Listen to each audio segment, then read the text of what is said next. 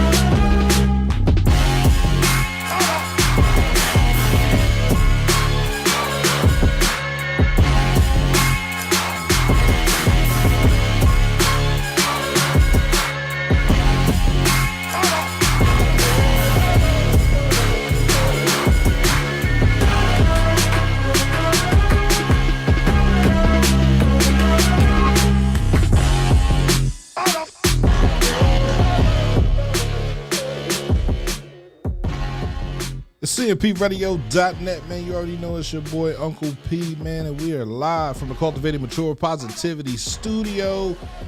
Listen, man, and you already know what today is, man. Today is election day.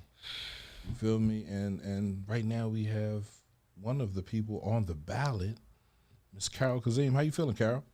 I'm feeling real good. You feeling good? I'm feeling real good. This is your first election, right? Yes, it is. Right, where your name is on the ballot.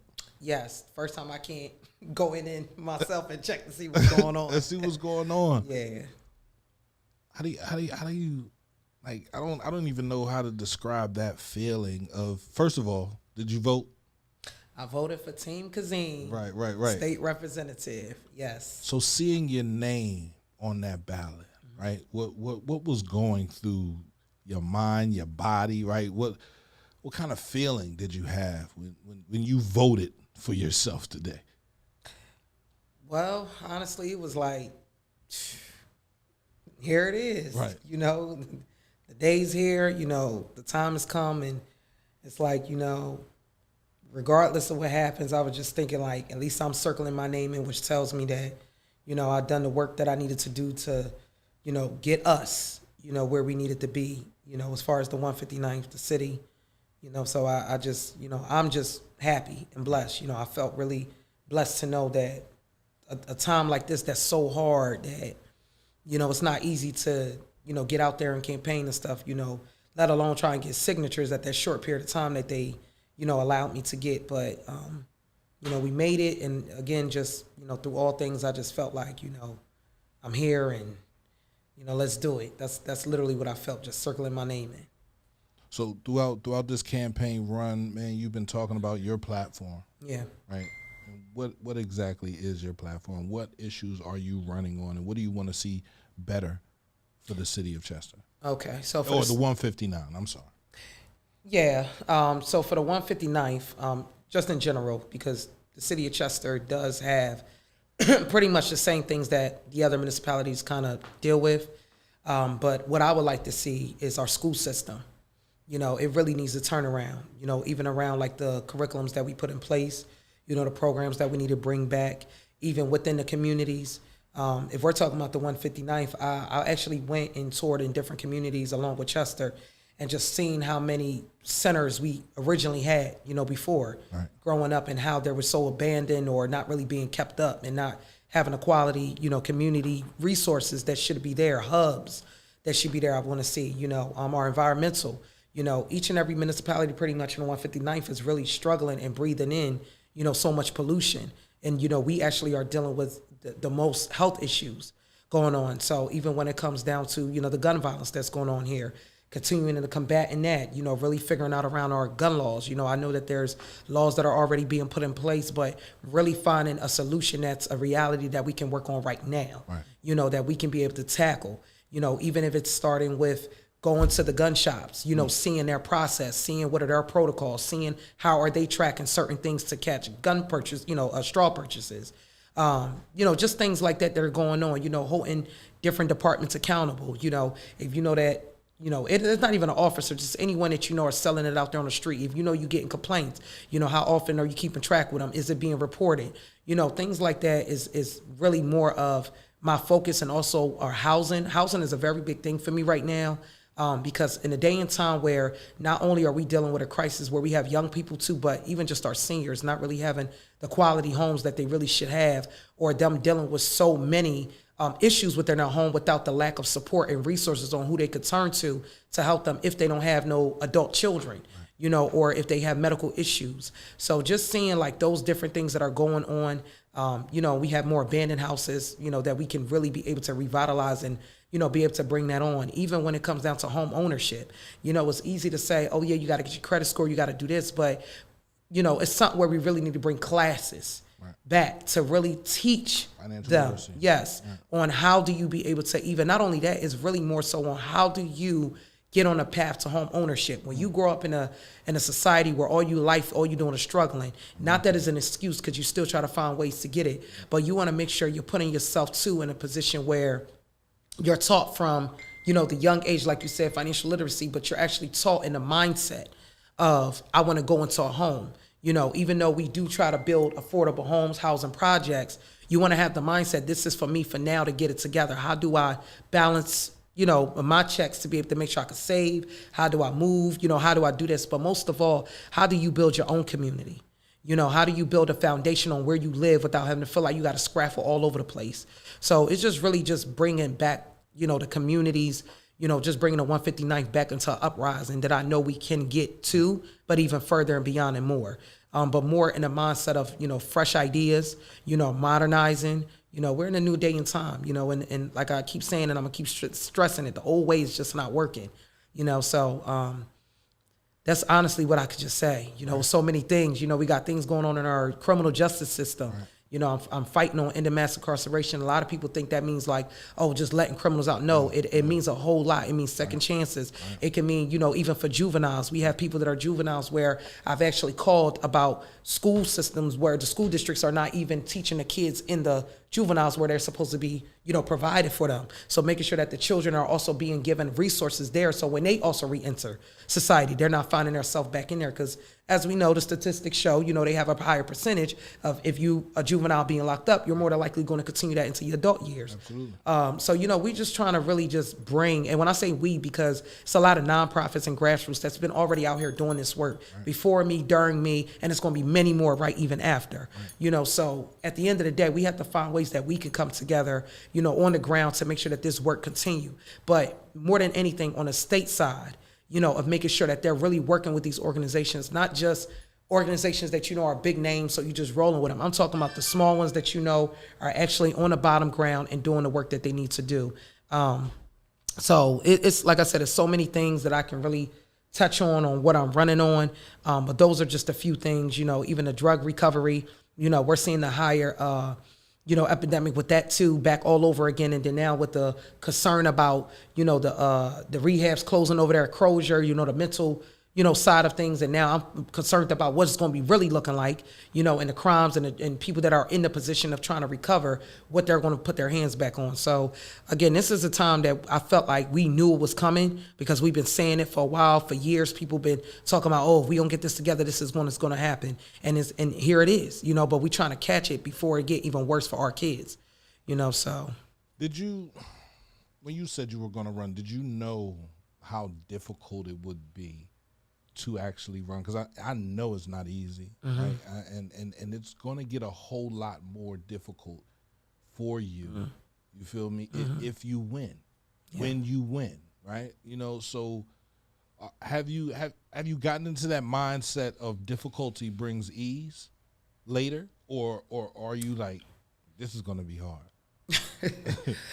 I'll say this: when I first got into it, I knew that I was asking for it. Right. I'm gonna say that. But I also know that previously watching other, previous candidates, it was something that is like I was expecting a pushback. But because I myself have not experienced being a candidate, I couldn't say what I would feel, how hard it would be. But now that I'm, when you someone that's just volunteering other people, or you speaking out on things, or you're advocating, you just kind of moving on your volunteer on your own time. You know, even when you believe in someone, you just still not that person. But when you're the person where you're going to be hit with all type of opposition behind closed doors, everything possible, you know, it hits and it takes an emotional toll and physically when you're the person where you like, no matter who comes out with you, you have to be on the ground no matter what. Right. So even if you're the only one out there canvassing, you have to keep doing it if you know you want at least a chance to make sure that you bring the justice that our communities need. So it's one of those where it's like I knew what I was asking for, but I can honestly say now me being a candidate, you know, I really see the ins and outs and the difficulty of people that come in and is trying to make a change. And the reason why I say people coming in because I feel like it gets easier for people that are already in seat, especially when I really met with a opponent. So it becomes easier where they're not really as out there canvassing. They may talk to the same couple people that's probably in their circle and just kind of, you know, they're running unopposed. But when you're someone for the first time running, you know, and you know, you're trying to come in and do different, you're going to be met with more than, you know, anybody. So everybody that's in the seat had a first time to get out there and had to put extra work in, even 100 times, 1,000 times more, because now you have to get your name out there across the board. So I feel it, you know, physically, mentally, emotionally, I feel it. So I feel what other candidates have to face and go through, especially those first-time candidates. So now I know, I've experienced it, but I can say, you know, I knew what I was asking for, but, you know, I didn't know how difficult it would be or the mental push that you have to literally put yourself in. So it's really a mental, like, thing you have to say, I have to keep going. Right. Literally. Right. There's no quitting. Mm-hmm. Right? Because you knocked on the door now, so, you know, the answer that you get. Since November 2021. The answer that you get is for you. Mm-hmm. You know what I mean? So I just, because we're past election, right? Today is election day. Today I want everybody to day. understand how important it is to let your voice be heard. I get it. Your vote doesn't count. Well, maybe in the presidential, but here, this is local politics. Mm-hmm. These are the things that you really should be voting for. I know we like the primary, really, yes, it does now. Mm-hmm. It matters that you go out and vote. Yeah, and just to even, you know, specify on that, and this is one of the things that I have to talk to a lot of people that are younger or even my age, is because part of this, you know, movement, I like to call it movement, is because just educating people out there on the primaries. You know, I knew for a little while about the primary you know, the election thing, but it wasn't fully educated. You know, it wasn't something that was really notated to me. Right. Nobody really came knocking on my doors and none of that. Yeah, I was out there advocating, speaking, but it was one of those where it's like, I was just like, what they gonna do for me? Right. They ain't bothering, because what was so exposed was the presidential years. Right. You know, so I was even in an ignorant mindset myself, even though I wasn't taught on it, but it was still what I was thinking too, that, oh, you know, the presidential years. Right. You know, I call it ignorant mindset because I said it earlier, you know, I said it a couple times that when you telling people, oh, you got to get out here and make a change, do this, do that, but you like, you know what, I can just do this on the advocacy side and we just can do that on the ground. Right. It really does not end from there. Like, you really do have to look at who represents you on these seats. Right. So I had to really sit back and check myself and self-evaluate and say, okay, it's either I'm going to keep saying for everybody be involved and just do the bare minimum, or I'm going to become involved and go to the full max and be a part of the solution. Right. So, you know, part of that is just letting people know why the primaries is important. So after I learned the importance of primaries and how the local elections and how, you know, the different municipalities have their own ordinances and, you know, all those different things, it was like, okay, now we have to really be careful on who we put in these seats. So, you know, how they say, you know, when you know better, you do better. Right. So now I'm doing better because now I know better and I've been taught better, you know, and I educated myself on it. I went to go research. So I'm telling other young people too. And a lot of them now see, you know, what I'm talking about. I have to show them the books. I have to let them know, hey, this is what it is. And now it's making them say, okay, let me get out here. You know, I have even had some young people say, oh, well, in 3 years, that means I can go run them and say, you, that's your God-given right. You can challenge me. You can definitely challenge me. Right. You know, so, and that is really their right. You know, if I want to stay in seat, that's my right to defend it, and that's their right, and they feel like they want an opportunity. You know, so, but if anything, the blessing part about it, no matter whether they challenge me or not, the blessing about it is that people are becoming involved. Right. You know, that is really the focus. Like, get up, let's do something, let's do better for us. So, because we deserve it. So, you know, that's the best that I can really say as far as the primary and why it's so important, because again, these laws are made up locally too. Right. You know, Chester's a city, Right. so they can still put their own ordinance in place. Right. You know, so when you think about these things and how it can affect you, whether it's positive or negative, just remember when you pick somebody locally that represents you, these things that are going to be passed on, it affects you, you know, in every way. So you want to make sure you have somebody that's going to be, you know, transparent, you know, communicative, you know, someone that you feel like has a very much passion, you know, and is just empathize with you too, right. You know, and then also do their own research and, you know, try to sit back and think about things and really willing to work with people. We've had conversations. This goes back the last 2-3 years. We've been talking, right? And you know, before then we would see each other and we would speak to each other, but wouldn't really, you know, dig deep into the conversations. But recently, our conversations have gotten a lot deeper, right? Yeah. And you know, I tell you all the time, man, don't stop. Oh, definitely not. Let's say the other thing happens. You don't win. What do you plan to do then? I'm going to keep playing and keep fighting. Right. You know, that's who I am. So it's like I'm an activist. You know, I'm an advocate. Right. I'm a mother. Right. You know, I'm a wife. So, and I'm a resident here. Right. You know, and I'm also a friend, you know, a neighbor to the other people in the 159th. So I'm a worker, you know, co-worker to many. So it's like, you know, it really just don't stop. I think for me, it's like, of course, I'm going to take my little couple days to sleep because I haven't slept in days, weeks. But I'm going to say that, you know, after that, it's just going to be like, I'm just probably going to come out and scratch my bob and be like, who got something going on? Right. You know, and go look, you know, and go find what I need to do and, you know, just probably, you know, increase my hours back up and, you know, get back out there and work and, you know, just try to keep helping the people as we should. Because, again, I really have the passion to do it. Absolutely. You know, so we don't really stop there now. Would I rerun and do something else? Only time will tell. You know, I don't really know where, you know, life and God would take me. But I would say that as far as, you know, for now, if the other thing happens, Carol Kazeem's still going to be out there and Carol Kazeem's still going to show up. All right. Now, if the other thing happens, what is January 1st going to look like for you? What for me, you talking about if the other thing happened and I win? Yeah. Y'all going to be over there watching me get inaugurated now. Honestly, you know, once January come, of course, I got to put my foot in the door. I got to learn the ins and out with them. I would have to sit with the people up there, upstate Harrisburg, to figure out what's what, you know, and then I would have to get my local offices together, get the staff together, you know, and really try to put that together. So it's probably going to take me about a good couple weeks, about a good month to get that piece in order.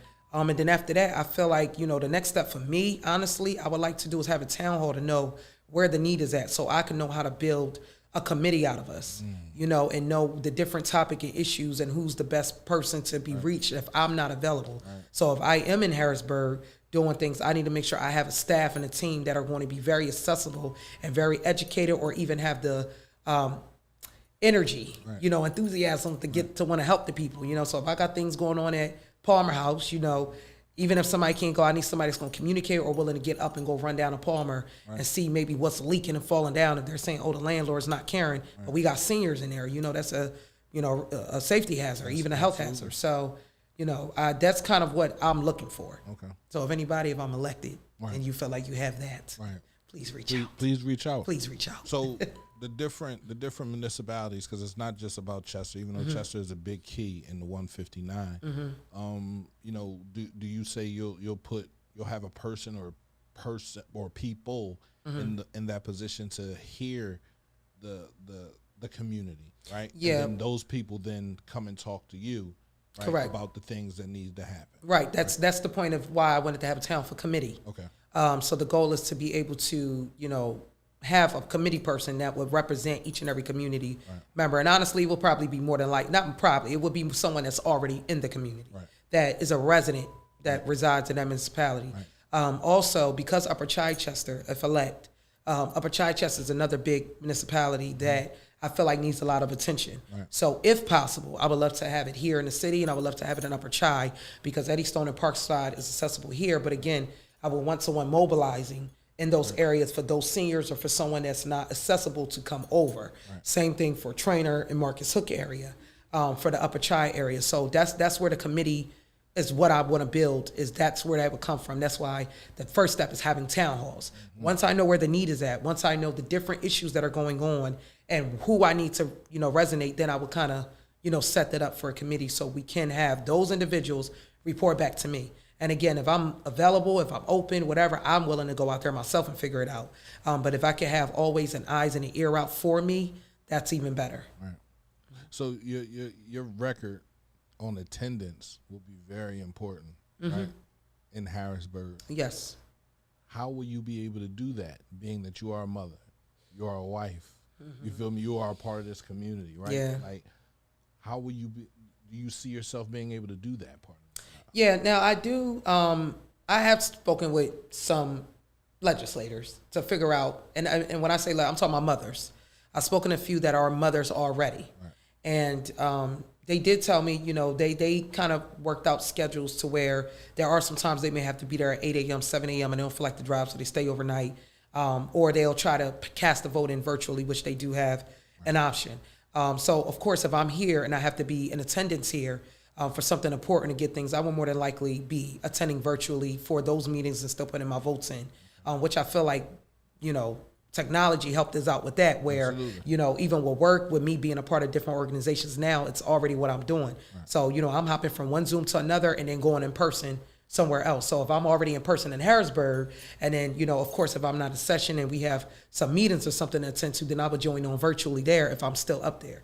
But honestly, I feel like as me having a support team that I have, I do have mothers, I have sisters, it's a rack of us, so somebody will fall through for me and come through like, they have to now. They have to. I got a husband, if he needs to, I'm already on him now. Right. What's going on with your schedule? Right. So, but I know he's very supportive and he tries to come in and help in any capacity that he can, even though this is not something I'm sure he I did not wake up talking about I wanted anybody in politics. That's not even his thing. Right. But, again, that, he understands the fight, and he grew up in a community where it's the same. So he understands why these things need to change. Now, that may not be his fight to be like, I want to go in a seat, but if I'm with it, he's all for it. Absolutely. So, that's where I feel like for me, how I will be able to do it is just going with the support that I have now. I'm even grateful because I have few people that's even a part of my campaign that are, great friends. That I look at as sisters and brothers now, where they're like, hey, if you need somebody, just pick them up real quick or something like that. And when your sisters are not available, let us know. We could drop them off to one of them, if they don't have a car or something. So just getting that kind of like love from, I'm considering them family, not even great friends, because anybody that gives that kind of, open arms, they're family, so just getting that support lets me know that they're like, listen, if you can go out there and keep going with that fight, you got to go yell for 3 hours about passing this bill, we'll go pick up your daughter and drop her off to your sister. Absolutely. So that right there is love, and I really appreciate that. And honestly, if it's need be, I will take advantage of that, because the work has to be done. I would utilize that service, and they know that vice versa. If they need me, I'm gonna be there for them. So I think it could get done. This is a big day, in your life, right? Either I say either way it goes, right? Yeah. You don't see it as a loss; it's a lesson, right? It's definitely not a loss. Honestly, I feel like I did the best that I can. I feel like we did the damn thing. Right. We've been out there since November. Yeah, we really started going heavy since January. Right. Once I, not once I launched, because I launched, but I was already door knocking. But I feel like we've been out there in every way that we can in different neighborhoods. The 159th is pretty big when you start getting on the ground, I was going through Chichester yesterday. I said, I don't see no signs out here. Yeah, no, right. Oh no, they were out there. They took them. Yeah. They took them. They definitely was taking them. Wow. And we kept putting them back out, and they kept trying to get out there. So, we made sure there's a reason why I ordered thousands of them, because I knew that was what they was going to pull. But you could put all the sign out there in the world, honestly, P. It's really about when you already door knocking, you already on the ground, the name sticks to them. Right. So they know who they need to get out there and vote for. Right. But like I said, the 159th is huge. So, of course, I probably was in a couple municipalities maybe 3 times out of like 7 months, because I still had to get to 4 other ones with more thousands of people. City alone already got thousands, and then this person got that. So it's a lot of doors you're knocking on, and, so it was a lot. Honestly, it was a lot. But, again, I feel like we did the thing. We knocked on doors. We had volunteers come out and support us. Very grateful for them. Even especially the ones that know their municipality, help teach me about their municipality. So, like I said, from November 2021 up until now to this very day, people have been out there. I have been out there door knocking on the ground, and I have not rested this foot of mine that I started getting more of a limp from. So, like I said, I feel like I did it. You know, I took every energy and every might that I had in me to go as hard as I can. And I feel like the people heard us, you know, so no matter how this turns out, I will walk out graciously with a smile on my face because I'm more grateful that the people and the city and the community and the 159th have woken up. A lot of young people came out to vote today, and I was so proud to see that. Right. You know, so, and a lot, my ladies, my sisters, they was out there. So, you know, men too. You know, a lot of the middle-aged young men, they was coming through. A lot of them that was like, I don't bother, but I'll get out there. So I'm just grateful to see that. Right. You know, it gives them something to be like, let me just hope for this and get out there. So it means a lot to me, you know. But like I said, however, the work is going to continue, but I feel like we did the damn thing. Yeah. You know, so no matter what, I'm slapping myself on that back. As you should. Slapping myself on the back. Listen, you've done something that no one from the community has done in over 29, almost 30 years. About 30 years. About 30 years is give the current state rep opposition. And real opposition, is really going after people and talking to people, right? Yeah. There have been people that have ran, but this is real opposition right here, right? And you know, I applaud you for that. Thank you. Your effort, right? Your love for the city, your love for the children, your love for the families, right? Mm-hmm. You know, we, boy, but I wish you nothing but the best, man. Thank you. And I don't want this to stick in your craw if it doesn't work out the way you thought it would, right? I do want it to power you, right? To want to take over something else, right? A lot of people keep saying that. It's another election in 2023, right? That's not it, right? You feel me? Like, it is. And we can't look at things as a loss. It's a lesson, man. Okay. So, you know, I want everyone out there that has not voted, right? Or anyone that knows someone that can vote that hasn't voted, take them to go vote, right? And let's continue to keep this thing going, man. Let's understand that our voices, that's our power. Yes, literally. It is. And if we continue not to vote, we are powerless in changing things. Yes. When Barack Obama ran, he ran on change. You understand what I'm saying? And we're still talking about change years later, right? Because things really haven't changed for the better. Well, not only that, because it was just him too.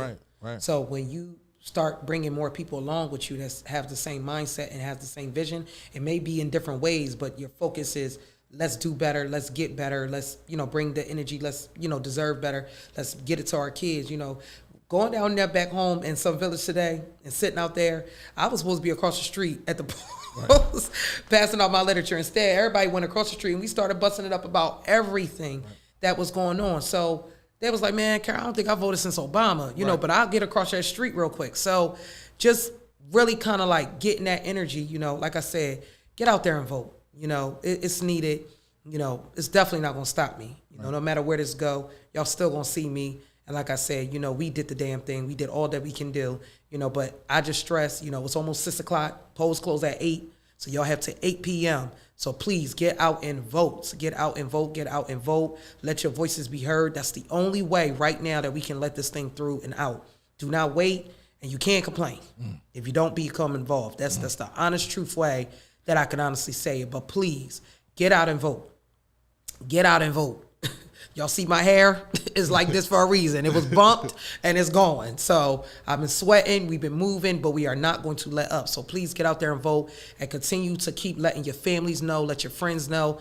Thank you for everyone that has already brought people. I've had people went and brought friends. I had people went, called co-workers. I had people that was like, I'm not in the district. Hold on, let me see if my aunt and them still out there. You know, I had people that even come from, you know, Jamaica, Africa. You know, seeing a lot of people that were from the Latino community coming out there. Some of them probably didn't speak up English, but they had their family members like, yo, you want somebody to help y'all with different things and exploring and wanting to hear y'all and, you know, take y'all for account. Let's go. So seeing all of that was a lot. You know, I had a lot of Muslims that tell me too, like, Carol, we don't really vote, but seeing them come out, it was like, child, you know, this is not what we really want to do. But, you know, again, just seeing all of that, it really brought a lot of like joyfulness in my heart. So I'm just telling people, please join the movement.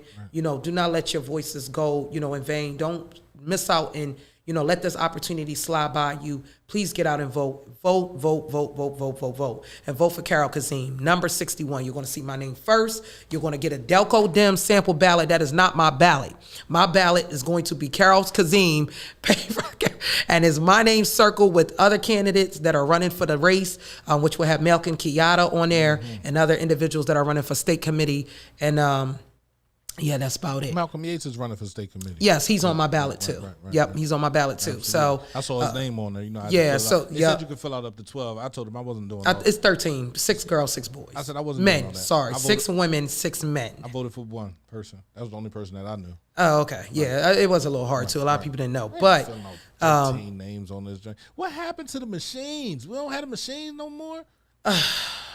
So, anyway, we'll I'm getting called about Chester High, about machines being crashed, but we're going to figure that out. I want you to get out there. I want you to do your thing. You feel me? Let the people know who you are. Stand on who you are, what you're running for. I'm sorry for shooting at you. I wasn't trying to shoot at you. Let them know who you are, what you're running for, and what you're standing on. Okay. Right? And that's it.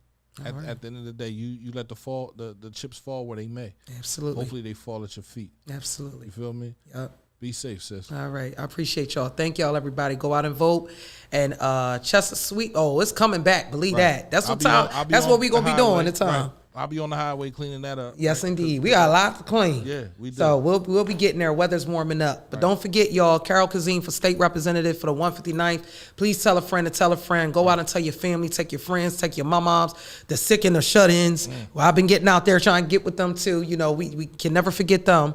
But please get out there and vote. We need all votes on deck. Literally.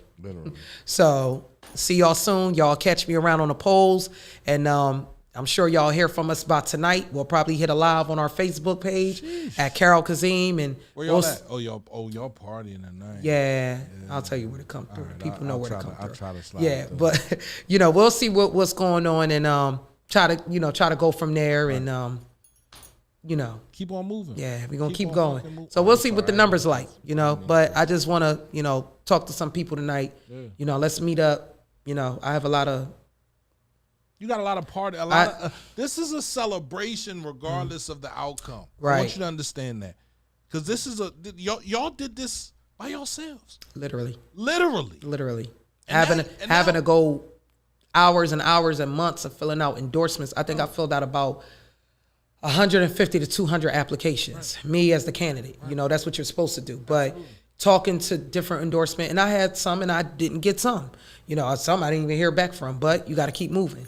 But just filling out endorsements, even while I'm not going to say waiting around, but knowing that I filled it out, I still had to get out there, pulling out of our own pocket in the beginning, waiting for residents to pull through, when the community came heavy with money until these unions started coming through, but us by ourselves, and, unfortunately, like, people said, oh yeah, the Delco, cool. we gonna scratch that. We gonna keep moving because Carol Kazeem is here for the people, and the people know that. And if they don't know that, I'm telling you, I'm here for y'all. Right. So if you have any further questions, please reach out at Carol Kazeem on Facebook, social media. You can even inbox me if you haven't voted and you want to know why should you vote for me. I will tell you. I will meet up with you. So right now I gotta go. I gotta go meet with my volunteers. I got people whose shifts is done, and I gotta go pay them because they sat out there in the hot sun, believing in us, working. People? I pay people. I want to ask how much you paid. Well, I heard that other people do $100 for both shifts, but we do $100 per shift. Huh? Yeah. So how long are the shifts? Some is from, it's really supposed to be from 7 a.m. to 1 p.m. and 1 p.m. to 7. You ain't tell me that. I would have worked for $200. Oh, you ain't tell me. I'm going to start. Yeah, the day kind of went by fast. Some people probably couldn't pull up to 9 a.m., but we still was paying them for double shift. Even if you pulled up 9, they got some filling gyms. So shout out to Filling Gyms. Wow. Cheesesteak and hoagies. Wow. Everybody has some good meat, some cheeseburgers. If any of my volunteers on here, I'm sure y'all probably enjoyed y'all meal. They're probably sitting there with toothpicks in their mouth right now. If you're a female, I would say pause, but you're a female, so it's okay that you said they got good meat. I'm proud of that. Yeah, they did. It's CMPRadio.net. You already know it's your boy Uncle P, man. I want y'all to go out and vote right now. Yep. Don't play around. I was about to curse again. I'm sorry. I apologize. I want you to go out and vote. If you haven't voted, if you don't know why you're voting, Carol Kazeem said, listen, hit her up and talk to her. You have 2 hours to find out why you haven't voted and to go and vote, man. Don't let nobody steer you wrong. If you feel like voting for somebody, vote for them. Don't allow nobody to manipulate your vote. This is your voice. Literally. This is your voice. Use it or lose it. It's cmpradio.net. You already know it's your Uncle P, man. I want y'all to be safe, man. Peace. All right.